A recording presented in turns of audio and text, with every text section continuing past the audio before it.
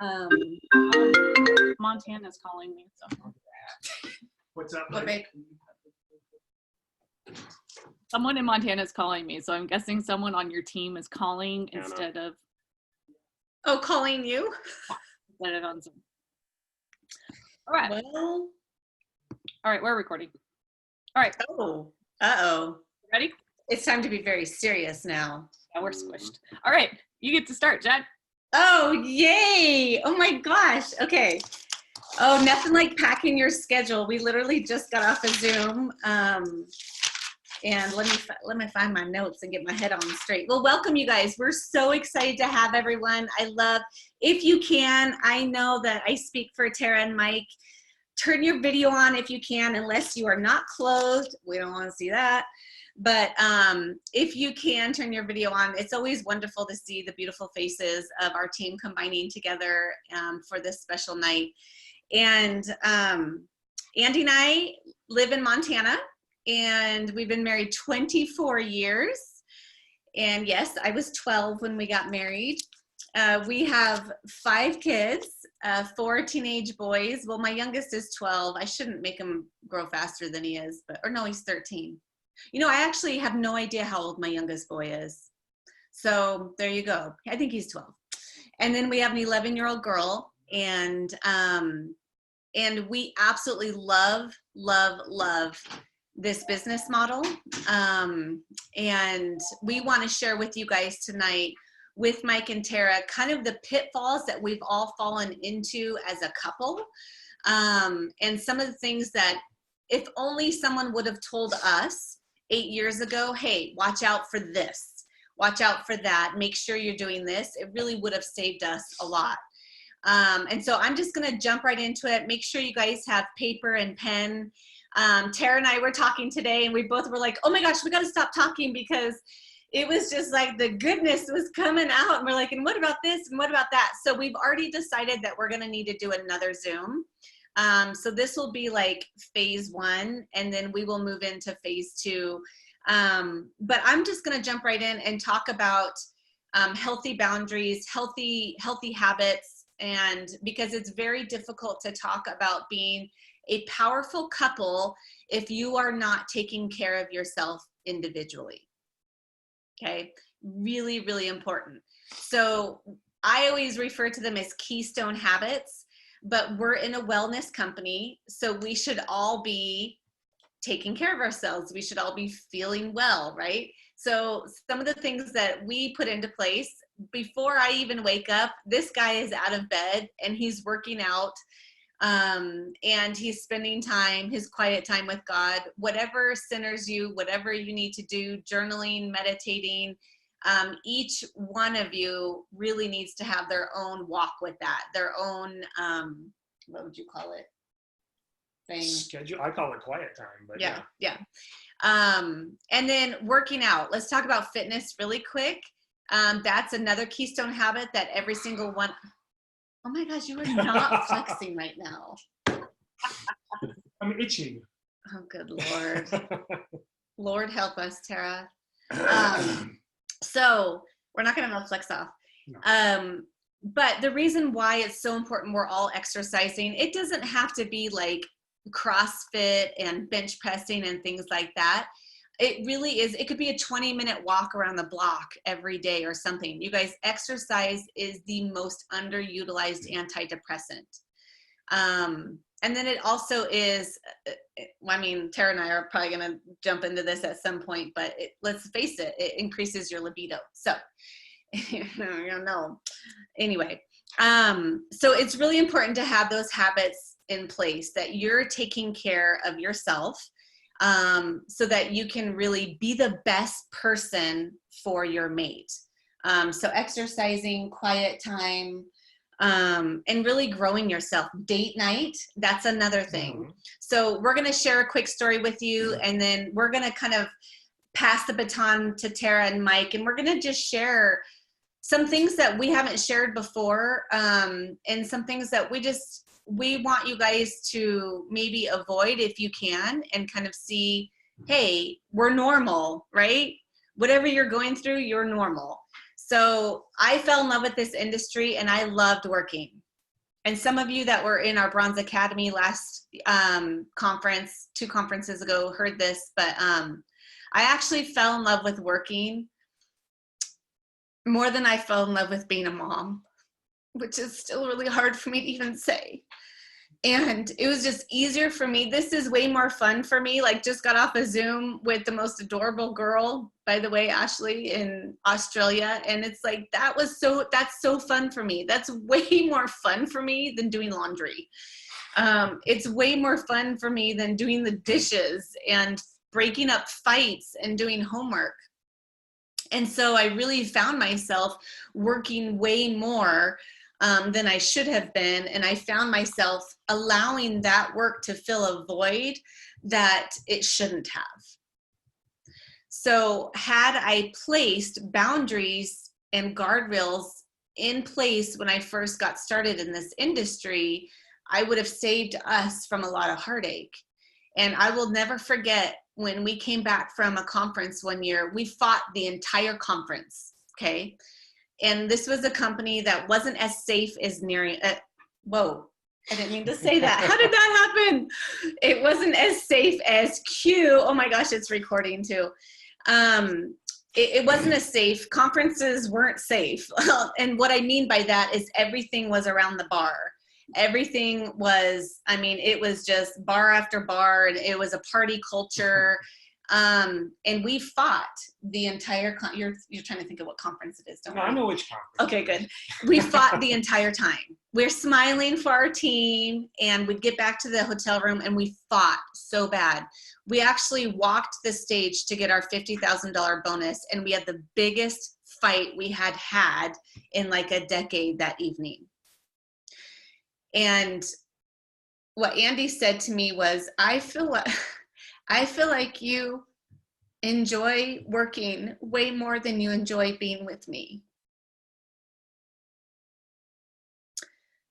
I can't say that he was wrong at the time. But I share that with you guys to say, don't do that. Don't make the same mistake I did. Because eventually you will get bitter and you'll throw this entire opportunity out the door, not realizing you can have a beautiful, healthy, thriving marriage, and you can be very powerful together, but you need to implement some safeguards, some guardrails, and some boundaries into your life. Starts with the self-care, but then also your date nights and turning your phone off and things like that. So that's kind of one of the things we want to share with you guys is, how are you treating your mate? And I will say there's one question I get: my spouse doesn't support me. My spouse doesn't support me. How do I get my spouse to support me? And so I just ask, well, what's your guys' interaction? Well, you quickly find out that this brand ambassador has been complaining about back orders. They're complaining about their upline. They're complaining about their downline. They're not getting it on with their spouse. What other conclusion do you want your spouse to have if all they hear is you complaining about your business? It's very difficult to get someone on board with you when you're complaining. So I don't know if you want to add anything to that before we pass the baton. No, you're actually really, you're very positive with it. So, you're probably more positive with the business than, some of the stories I hear. And I kind of get defensive and want to. What are you saying? What do you mean? What are you talking about? If your spouse always hears you complaining. So, yeah. But, yeah. Oh, you hear positive from me? Yeah. Well, yeah, of course. So, what advice? No, I mean, what did you say? What advice would you give in those dark areas, those dark times? I think that there's definitely some room for spouses that aren't necessarily, I had to learn kind of in a roundabout way that I'm not necessarily the personality type to really help the business thrive directly. So that was one thing I had to kind of come to terms with, is I always wanted to be the person that's helping grow the business directly, grow it, not in an indirect way. And what kind of took me a little while to figure this out, and also included a little personal development and a lot of praying time and a lot of looking at where I fit into the whole scheme, praying about it basically, is really,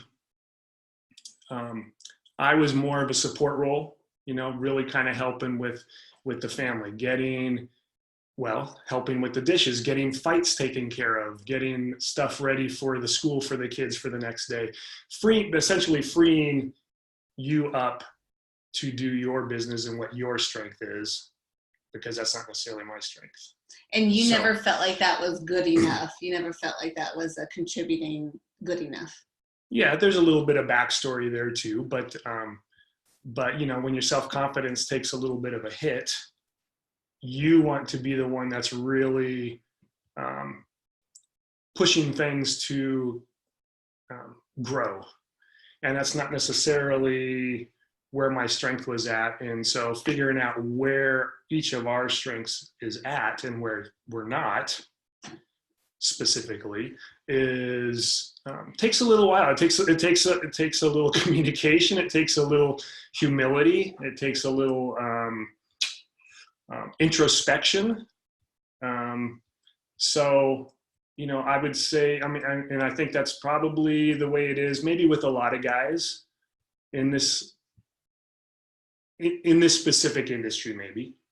So, but what's great about this company is, as opposed to the last company, is this really focuses on family, and they really support the upkeep of the family, as opposed to being upfront and being in the party person and being the money maker and the MLM expert, I guess, so to speak. Mm-hmm. So, you can see it from the CEO on down with Mark, with Jake, that it really is valued to take care of the family. So I think that was that, or maybe I'm mixing this up with Stephen Furtick, but maybe Jake said this too, but he goes, I never want to hear somebody say, I'm only a mom or I'm only a dad, because that means you're an Uber driver, you're a psychologist, you're a referee, so you're all that stuff when you're supporting the family. So for me to figure out that I need to, can do what more of what my strengths are at home to help you with what your strengths are in the business. So. And you know what? Mike is, you guys, I can't believe how much you guys are like. Yeah, it's like a parallel universe. So I guess we'll talk a little bit. So I'm Tara Truax, and this is Mike, and we live in New Jersey, but we're from California. And so our family's in California. So when we moved out to New Jersey, we actually don't have any family or support out here. And so we actually never have. We moved out here when our first son was 2, and we always kind of figured it out. I was a stay-at-home mom, and I ran a dance studio. I used to run a dance studio at night because that's when he would be home. And if he was traveling for work, and I sometimes had babies in the studio, and it kind of became my space. So it was easy for me to have the kids and stuff. But as I had more and more kids, that became a problem. So we now have 3. And when we came to Q, actually, ours are really little. Presley was 15 months. Sutter was 4, and Sage was 7, and in a really rough space in the behavioral health space. So it wasn't an easy time, and we didn't have help. And so for us, in order to be able to do what we decided, if we were going to ever do this industry again, it took massive communication on both of us. And it was like a lot of this, okay, what are we going to do? How are we going to do it? And what sacrifices are we willing to make together? And then bring the kids in to make it a family affair, because we didn't have childcare and we didn't have help and support. And if I was going to do a run as hard as what we wanted to get to, that entailed a we doing a run. It just included him doing something different because he still works a full-time job. He actually still works full-time now, and we still do the juggle. The difference is now, a year in, we actually have help with our kids. So that helps because she helped. Well, actually, we still break up the fights, but she helps with the laundry and the cooking and the things that I'm going to be honest. I hit a point where I just realized, I was becoming resentful because I actually don't like doing those things, and I was okay with that. I love being a mom and I love caring for the kids, but I don't like doing laundry. I realized, I'm a board certified health and wellness coach and love food, but I don't like making it. I just don't. I realized, you know what? He's a really good cook. So I was like, you cook. I'll go grocery shopping if you cook. Because it just became like, well, what is most effective use of our time? And we both had to come to a decision from both of us. What's the most effective use of our time? And what are we willing to allow to give up, which one, our house is still a mess, give up in order to get what we want, and know that it's only a season, that we're not giving it up forever. But what we both decided we would not give up was on the other person. So what we used to do was compete. Everything was a competition. Yep.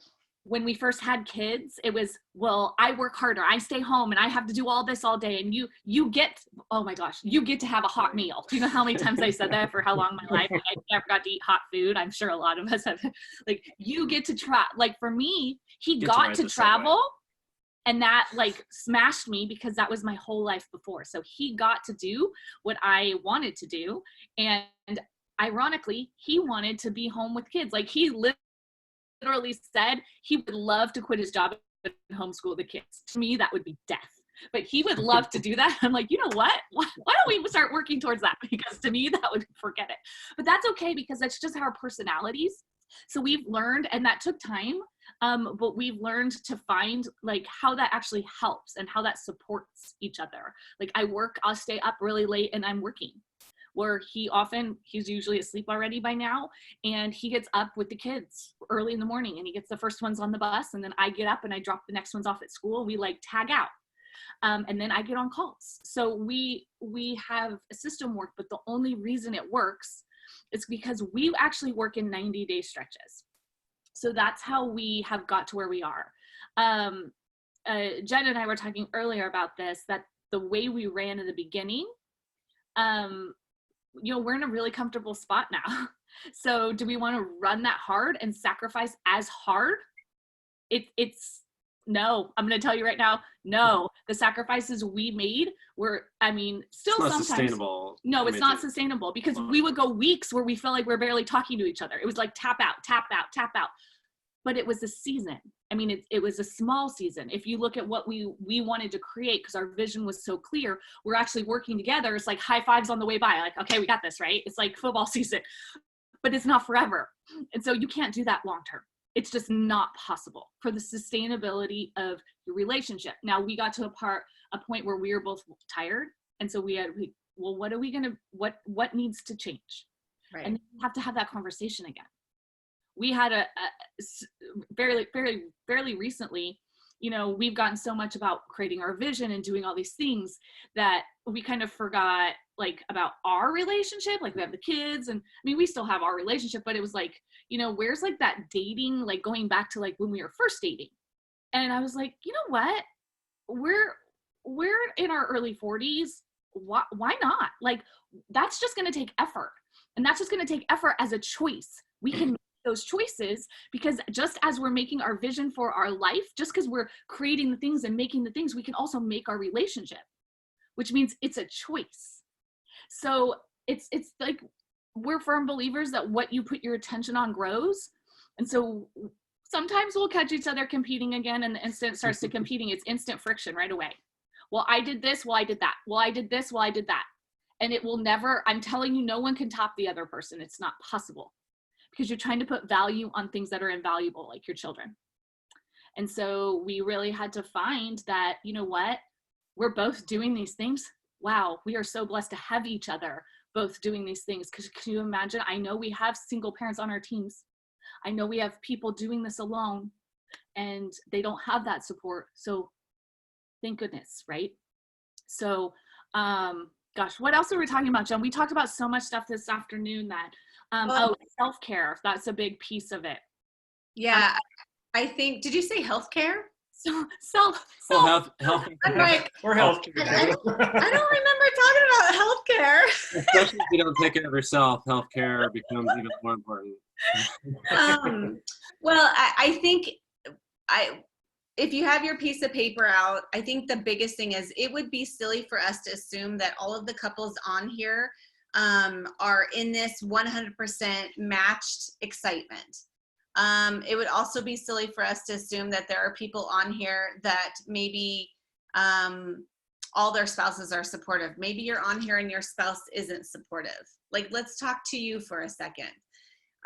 If you're on here and your spouse is not supportive and you're the brand ambassador that's saying, how do I get him involved? I see, Mike and Tara are at all the conferences, and I see Mike's doing all this stuff, and I see Jen and Andy there, and how do I get my husband involved? How do I get him? I think the biggest thing that I would tell you is you need to look at you. You need to support and love and give your spouse grace for where they're at in their journey. Because there are so many conversations that we have throughout the day that there's times where Andy's like, so who was that? I'm like, oh, that was so-and-so. Well, who's that? Well, I do not have time to spend, telling you whose team that person's on and where, like, I don't you know Joe? I mean, Joe, it's Joe. Come on. There's so many layers in our business that happen throughout the day that you're not sitting side by side. And if we're not careful, those of us that are actively in the business could definitely give a wrong message, the exact message that you don't want to give, the exact message that is going to make them not want to be in the business with you. So I would, that would be my biggest advice, is really look at the message that you're giving them and really look at what is, kind of like I said at the beginning, what is your temperature? Are you cold when it comes to Q? Are you resentful and self-righteous, like you don't know, you didn't plug into the Q News today, you didn't know that was on back order, apparently you didn't get on the Q Live today, we make light of it, but sometimes that's what we do, right? Because we want them to be more involved than they are, and so we get upset with them. So I would say just really check your heart and make sure that, hey, if your husband is that one that he wants you to still be his wife, be his wife.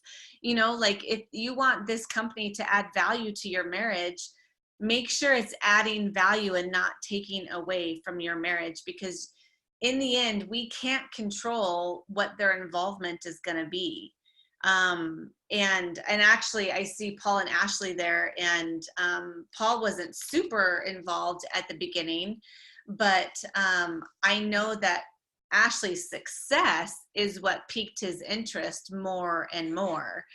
And that's the other thing, is if we are going to be involved in this company, let's do our darndest to get successful so that they see it is going to add value into my house, in one way or another. And let's be disciplined in the areas. That's one thing I told Tara today is, a lot of times if we're not taking that rest day, if we're exhausted, we'll end up blaming something that shouldn't get the blame. The blame a lot of times is you're not disciplined enough to get off of your phone and do the things that you're supposed to do to build the business properly. And so, and I know that's harsh to hear, but if we aren't disciplined enough to make those choices, then we'll end up blaming Q for our spouse not being involved. I don't know if that makes sense. Yep, it totally makes sense, because when we don't make those clear boundaries, we get worn out. We say we're burnout. We quit and we blame someone else. But ultimately, the only person to blame is yourself. So I want Mike to talk a little bit about being involved in the business, because he wasn't always, again, he works full time and he's a corporate executive, and he already works like a 50, 60 hour work week on top of tapping me out as well. Right. So it's not the most convenient thing for him to do for us to support this business. But Mike, what was it? How did you work around this when you weren't always the most supportive, and what helped change that? I think, well, talking about looking at the successes, I think that's huge in bringing the family along, and the communication and setting the goals. So you had very specific goals and you worked tirelessly to get those. I remember when you first started with Q, I'm gonna reach this rank and I'm gonna do it within, and you kind of gave a time frame, and being able to see that Which was the 90-day window. And this is why we work in 90-day windows, because it's a manageable chunk. It is. So he knows the deadline. My kids know the deadline. This is the sacrifice we're making in that time. So he knew this wasn't forever. And so within that, it was very clear what my role was going to be in that, because it was like, I'm going to have calls at night, and she would tell me, like, I have this and this and this. And so you got bedtime, you've got dinner, whatever it was. And I knew that, okay, if we're going to do this and do it together, like, that's going to be the sacrifice that I make to help us get there. And the other part of that is feeling as though that contribution, and I mean, you guys hit the nail on the head, feeling like that contribution that I made that part, like, helped us be successful. And so it wasn't a competition. It wasn't that I was no longer, the breadwinner of the family and all of that. I did a Zoom on this very thing about support, and I wasn't always supportive. I'd say more so with Q, I've been supportive, but in the last MLM, it was difficult because she worked really, really hard. And it was a constant battle just to keep rank. And I trust her judgment when she said it was time for a change. And I said, well, then let's go in this 100% and do it. And again, it's helpful to set those manageable timeframes of, like, this is what we're going to have to do to get to this point. And then we celebrated it as a family. And so that's the reward piece. If you're always running, and there's no, like, let's catch our breath, let's recharge, reset, you're always going to be running. And then for what? I mean, you're going to look back and your family's a mile behind you. So yeah, that's kind of the cautionary tale, I guess, of that is, do it together, and communication is key. And our routine was not overnight. Like, our routine, we tried a variety of different things. Oh, we still mess up too. There's a ton of stuff we could do. The nanny at 10. I'm out of town. Is it 100th day of school? Are we dressing the kids up? Like, this morning was the 100th day of school. Like, did you get an email? I didn't get an email. Did you? No. Okay. I saw it on Facebook. Are we messing up? Okay. I think we're okay. But we do our best. But, like, did you pull that form? No. Shoot, I missed that form. We try our best.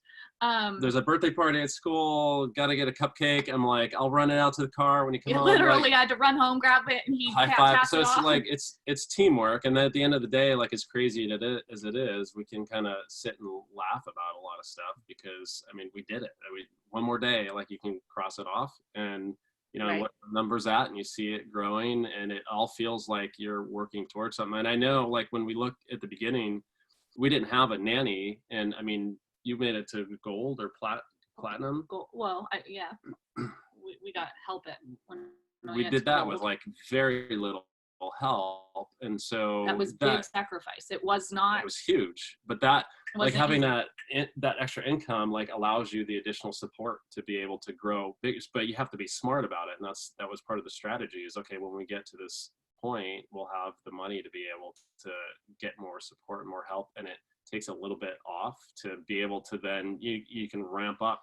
You know what? It was because this is not everyone, but what we've found, some people in our organization, where the spouse feels like that Q is taking away from them instead of growing towards what we wanted. which means it was a small time that maybe we were not watching Netflix or hanging out on the couch or, but it was what we wanted longer term. We had a lot of debt. We had a lot of things holding us back from doing what we really wanted to do, stuff in our yard for our kids. And we had a lot of dreams that we wanted to do for our kids. And we saw that as an opportunity instead of this is taking away from, this small. Right. I mean, the vision board is now like a highlight reel of the year. I mean, from you look at the backyard, the vacation, like all the things that were on there is like, it's almost like a. But even though the backyard and the vacation, like those are things, it's actually the memories, like legit our kids talk about, because we had said when we hit gold, we would go on a Disney cruise. So they were invested. So they knew that I was going to make some sacrifices and I was going to be on my phone more because of what we were doing in a short time and whatever. Right. And then once I got childcare, then that would be more dedicated time for work, right? And separate. But that Disney cruise and how they still talk about it and what, oh my gosh, Sutter to this day, I mean, it was the best thing of his life so far. Right. That's what it's about. It's about what we're able to create for our family. I'm going to tell you that Disney cruise was not my favorite thing to do. Apparently I don't like cruises as much as my kids do, but it's what we got to do for them and with them, and what this is about, truly what this is about, and why we're doing this, because we're not born in this world with money and we don't die with it.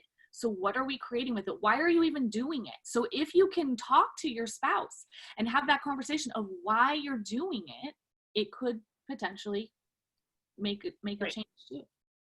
Well, and one of the things that I've suggested to some people, like right now, if your spouse isn't totally 100% on board with you, a lot of times it's like you can ask them just, hey, give me 6 months. Give me 6 months and I'm going to, I'm going to dedicate this amount of time to it. I want you, I need your support. You mean so much to me that by you not giving me your support, it just takes away all my power. So if you could just help support me for 6 months, and then let's just see where it goes from there. And then in those 6 months, you better be putting that phone away and you better be doing what you said you were gonna do and not keep giving yourself excuses. And I've met so many different couples. I met a couple of husbands that joined their wives at this last conference, and they're just like, oh, I just love it. She just comes home from conferences and Zooms and gets off Zooms with you guys, and she's just so happy. And I love what Q's doing in her life. That's what you want. They're not involved in helping them build the business. This is the girl's thing. And these are older couples, but they just love that. They love that their women have a thing to do, and maybe it keeps them out of their hair. I don't know. But it really is their thing. The other thing I wanted to mention too is being able to, like Tara said, being able to set goals together. So weekly goals too, not just the big, when I get to gold, I'm going to do this, but really weekly goals. So I used to set the timer for the kids and say, okay, everyone's waiting out in the living room, and it's a Friday night family movie night. And it's like, okay, we're going to start the movie at this time. I'm like, all right, mommy can't join you until I've made 10 phone calls. And so they just see, like, you don't get to just play. You don't get to just play. We have to work. You guys, we've got to get rid of the mommy guilt. It's absolutely ridiculous to think that our kids need a parent around them 24/7. If you do that, you're going to create narcissistic children that think the entire world revolves around them. Your children need to see you working. I just think that's a missing thing right now. So, tell them, I'm going to set the timer. I'm going to make 10 phone calls, and I cannot get out of my office until those phone calls are made. And then, we'll go watch the movie together. So they see you're working hard, but then you're getting rewarded for it as well. And so kids a lot of times they don't have that bigger concept. They have those tinier concepts, if the Zoom goes good tonight, we'll all go to Dairy Queen tomorrow, just those really quick little instant things. But the mommy guilt is something that if you're working and you're feeling guilty that you're not with your kids, and I know this wasn't a parent mommy thing tonight, but that really gets in the way of your production. And with your kid, when you're with your kids and you feel like you're supposed to be working, then that kills your presence with your kids. And so you really need to draw the line and just say, look, when I am working, I need to be 100% present.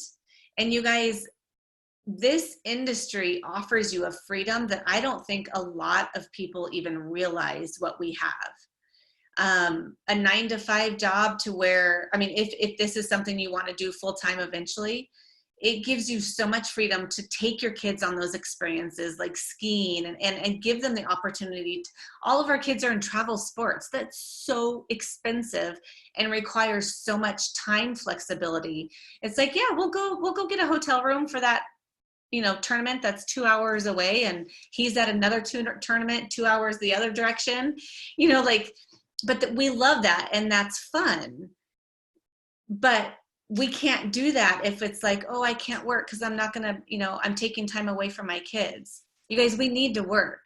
Your kids need you to work. You need to be able to offer them the best future you can. And so when you're working, get rid of the mommy guilt. And then when you're with your kids, be 100% present with them as well. And I guess going on that note too, when you're with your spouse, that's what has helped us a lot, is this goes away. The phone has to go away when you're with your spouse. Your team will figure it out. Your team doesn't need you 24 hours. They will figure out that question, and your spouse needs your 100% support and presence. That's helped us tons. That's been huge. I will say one funny thing is we all have different personalities. Some personalities are definitely geared more towards this business model than others, like Andy was saying at the beginning. And I told Tara this funny thing where, you know, Andy was really feeling like making the lunches at night and getting the kids ready in the morning and getting them off to school and getting the laundry done and cleaning up the house. Like, oh my gosh, amazing stuff that means so much to me and frees me up. He was feeling like that wasn't quite enough, like he wasn't contributing to our growth. He's like, we've got to get to that next rank. There's got to be something I can do. So he starts trying to recruit people. Okay, some of you guys are not recruiters and you shouldn't.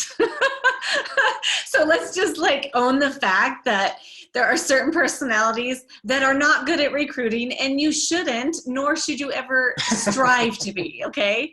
So he showed me some of his messages on Facebook Messenger, and I just about died. I'm like, first of all, I didn't marry a network marketer. No offense to network marketers, but I'm not attracted to them at all. I married a fly fisherman that's very quiet and so mysteriously quiet. Stay quiet. Like, don't type that many words again, because it is such a turnoff. I was like, I cannot believe that just killed our libido that you just typed that message. You are like a slick network marketer. Never again. Never again. So, I mean, we laugh about it now, but I was actually literally like, you know, because that's not him. And I don't want him to be that person. You know, we've got to take our spouses and say, you know what? I fell in love with you for a reason. I want this business to bring out the best you, not you turning into somebody else. I don't want that. So with that being said, that is actually really interesting, because when Mike and I met, right, I had my own career, and so did he. And you talked about this before a little bit, but I gave up mine to raise our kids and support his, so that he could chase, you know, his dreams and do what he wanted. And also so that we could have the family we wanted, right? So we had to make those sacrifices. So then he felt, well, I'm speaking for you now, but do you want to say something, or where were you going with it? Well, that you felt that because you made those sacrifices, I made those sacrifices with my career, that you would support me. And oh yeah, I mean, it was just time to reciprocate that and see what else I can do to make this work out, to take it as far as we possibly can, but to do it together. So I've reduced my travel a lot. I mean, I used to be gone every other week, and there was a time when I was Every flying baby we coast had, to he was coast. gone the week after the baby was born. Every single one we've had. It started to not be funny anymore. At first it was a joke, and then it wasn't funny anymore. But it's almost the same how what you said, how Andy wouldn't be that network marketer, but that's also like, I had put a lot of my dreams on hold Right. to support us, right? And Right. so we do always have to be authentic to who. Oh, you froze up, Tara. Resist and tell the other person they're wrong. Can you repeat that again? Because you froze up. I know, I said I was unstable. You're very unstable. You know, all of a sudden you're I didn't need unstable. a message on the screen. What did I say? I don't know. So I don't know. I don't know what I Unstable. said. I don't know what I said. So you guys had to find a spot where you gave up your career, but then Right. So you know, understanding each other's qualities and your personality traits and you know, we each have our own goals and we each have our desires, right? And we each show up. This really is the same as self-care, right? We each have to show up as our best selves so that then we can create something more together. Instead of saying, no, you're wrong, or no, you're wrong, or I gave up this for you, or I gave up this for you. No, we each gave up things at different periods so that we could have the things that we wanted. His career, our family, now our career together. You know, so it just changes and grows. Like, did ever either of us think that we would be professional network marketers, what we are now? No. Right. No, but this is what we've grown into. Like, what we've grown into. I would have told you a year and 3 months ago that he would be sitting next to me supporting me the way he is. I would have told you I would hope that he would be, but I would have told you, what are you talking about? Because things can change that quickly when you grow and are open to changing, and you're open to putting, you know, how things should be to the side and be open to creating a new possibility. Like, we had to legitimately create a new possibility, a new way of being, a new way of talking to each other. We didn't know what was right or wrong. We just had to make it work so that it worked for us. So, Mike, what would be one thing that you would tell the spouse that's listening right now that's like, I don't understand how your business works. I don't think those things really even work, but whatever, I'm on this Zoom with you tonight because you dragged my butt here, and maybe someone bribed their spouse to get on tonight. I don't know. What would you say to that spouse that's still on the outskirts, not quite sure they understand what their wife's doing? So just one thing. Well, I would start by saying I was there, so I totally understand it. I didn't just jump in and everything was great. I mean, we had our challenges and our struggles, but at some point he still throws a fit once in a while. Yeah, there's still and it's I go like perfect. this. Yeah. Really? And then it says, doesn't sorry. do anything, and so I just what's the point? So I would say give it a chance. I mean, and what I was talking about on the Zoom when I was talking about support is like, what's the point of not supporting? Is it just to say, like, I told you it wasn't going to work? You know, let them have a shot at it, which means that you have to give it a 100% support, and whatever that role looks like, and it's different, I think, for everybody. Mm-hmm. And I would say, what do you mean? Yeah, this is one thing, and I think this is fair to do, is for that support person to ask, what's the one thing that I can do to help you? It keeps it from being completely overwhelming. It makes that business builder strategically think about what is the one thing that would help the most with the business, so they're not making a laundry list of 1,000 things. And it's fair. So for us, it was, I need you to take over nighttime routine so I can have these calls at night, because we're on the East Coast. We have like this time frame where we can hit people from all different directions, sitting right in the middle. And the nighttime made the most sense because we can get, people on the West Coast that are just getting off work and all that. So we can get them. We can get them all. Get them. Well, I'm kids about it. But that was the thing that that started it, and I could see the growth just from having that flexibility of her being able to have calls so she can have them during the day and have them at night, and then we have time after that if I'm not falling asleep, Right. to be together. But from there you can layer on different things, but you should be able to see the contributions and how that helps, and it'll make you feel like you're a part of it. And so, that communication piece and sharing is huge, because if they can't see it, if they don't see what's happening, if they can't see the numbers, if they don't understand the comp plan or how you're going to end up making money, they're not going to be bought into it. And he doesn't understand the comp plan, though. Don't ask him to explain it, but he knows he's going to make money. I made Don't ask Mike about the comp plan, and don't ask Andy about recruiting. He So. made I made the slides, and then they were wrong, but that's because you gave me the wrong He made the slides, things. but She made sure to tell the entire crowd. Yeah. So I would say, though, would you guys agree with the statement that you would not have been able to rank advance to where you're at in Q if you did not bring your marriage up to the next level? So it's not even our marriage, it's us. So we wouldn't have been able to rank advance if we weren't continuing to level up, because as we're leveling up, I mean, it got to a point, and this happened before Q, where I was growing and I was like, hey dude, you got to start doing something or it's going to go like this. Right. And there's a lot of people in the personal growth space that have talked about this, right? You have to, at least the partner has to make a choice that at least they're going to start to grow and focus on themselves.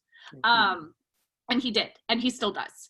But we had to, the biggest thing is you cannot make your why not ever. The second you make your why not, and your why usually includes your spouse because of your family. It's usually part of our 5-year vision of what we want to create, right? And the second they become your why not, you are not going to get there. So explain to somebody that's never heard that verbiage before. So there might be a spouse on here that has never quite heard the why and the why not. Can you explain a little bit more what you mean? Absolutely. So our why, like our part of our living vision, is to, has to do with our family being able to create a strong family unit, to have, we had a lot of debt, to pay off all of our debt, to be healthy because we had a lot of health issues going on. And long term, what we want to create for our family includes, some bigger purchases, some things. And with all that debt we had, we could not, that was not even possible, like with bad credit scores and all the things. Like it wasn't even possible to get to where we're going with the baggage that we were carrying. Right. So our why was to get our son healthy and to get ourselves out of debt. Well, that can't be why, and to do it as a family, right? So it can't be, well, my son's throwing a fit, so I can't work. It can't be, well, he wants my attention, so I can't work. It can't be, my why is my family. I can't make them my excuse for not doing the work. Does that make sense? Yeah, if it becomes why not, you end up being so that's stuck. what a why not means. It's that the reason we're doing something can't be the reason why you don't do it. If you have so much debt and you're financially struggling, yet you can't even get started, that's your why becoming your why not. Yep. You have to make a choice to do something different to get a different outcome. I love it. Second, that it becomes your why not, you put a hard stop, and it will be a hard stop. It will stop your growth immediately. I love it. So what would be one tip that you would give the spouse out there that's kind of on the outskirts, and The or maybe one they're tip. wanting to get involved more? I guess my tip would be ties right into what Tara and Mike were saying about the personal growth, and you both have to kind of grow together, because my issue was really feeling like I was letting things down, so it took a confidence hit. And I can't believe I'm even saying this, but self-help, I mean, kind of personal development, because I hate those books, but yeah, I mean, kind of really diving into personal growth. So that's really where a lot of my issues, and I would think maybe there's people out there that have that too, but just feeling your insecurity got in the way. Very insecure. Yeah. Insecure, low self-confidence, and then just feeling like everything is, you're not providing enough, or you're not doing enough to help out. So I think by doing some of this personal development, I mean, contact me. I have some resources that I use, but I mean, that makes a huge difference. Yeah. In the confidence of what you feel like you're putting out there to help the team, Right. us, do what we need to do, and help our team out there too. So, yeah. Yeah. Well, and one of the advice I would give is when you ask your spouse for help, I really need you, if you wouldn't mind getting the dishes done, or, I never have to ask him to do anything. He just does it.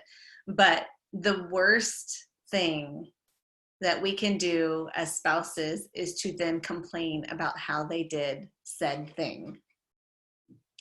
So if you want help around the house and you want them to go grocery shopping, or you want them to empty the dishwasher or load the dishwasher, you cannot sit there and say, really? Who loaded it this way? Or, the very loud passive aggressive breathing. Oh my gosh, I guess I'll just do it myself.